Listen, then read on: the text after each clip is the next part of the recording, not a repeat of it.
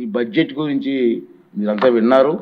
ఈ కష్టకాలంలో నేను చాలా బడ్జెట్లు చూసాం, చాలా మంది సీనియర్ నాయకులు ఉన్నారు, చాలా బడ్జెట్లు చూసాం.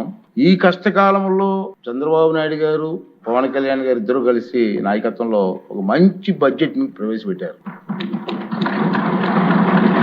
ఎందుకంటే కష్టకాలంలో మిగతా రోజులు వేరు, నష్టపోయిన రాష్ట్రంలో ఈ బడ్జెట్ గురించి ప్రతి ఒక్కరికి కూడా పూర్తి అవగాహన కావాలి. ఇక 2 రోజులు టైం ఉంది మనకి, రేపు ఎల్లుండి కూడా సెలవు ఇస్తున్నాం, మళ్ళీ మండే వస్తాం. మనం 3 days దీని మీద డిస్కషన్ ఉంటుంది.